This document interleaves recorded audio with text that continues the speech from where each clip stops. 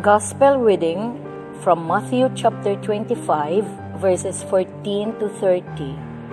It is like a man about to go abroad who summoned his servants and entrusted his property to them. To one he gave 5 talents, to another 2, to a third 1, each in proportion to his ability. Then he set out on his journey. The man who had received the 5 talents promptly went and traded with them and made 5 more. The man who had received 2 made more in the same way. But the man who had received 1 went off and dug a hole in the ground and hid his master's money. Now a long time afterwards, the master of those servants came back and went through his accounts with them. The man who had received the 5 talents came forward, bringing 5 more. "Sir," he said, "you entrusted me with 5 talents.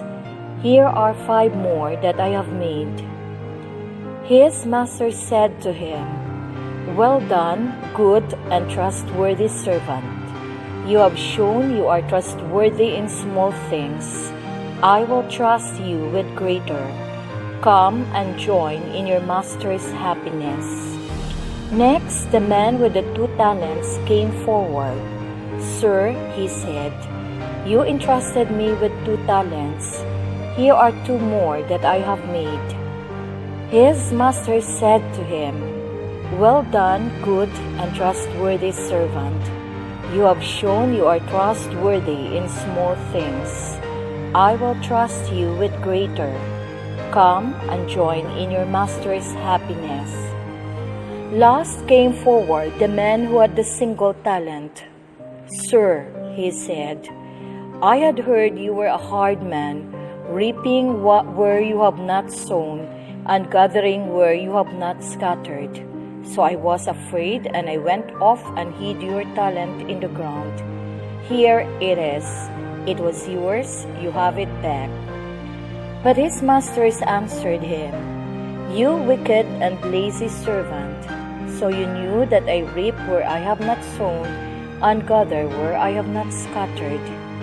Well, then you should have deposited my money with the bankers, and on my return I would have got my money back with interest.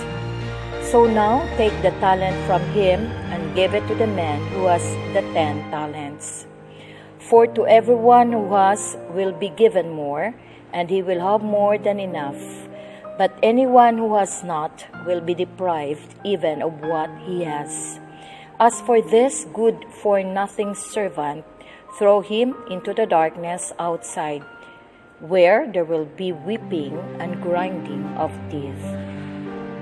For our reflection, am I a trustworthy person? Can I be trusted at all times?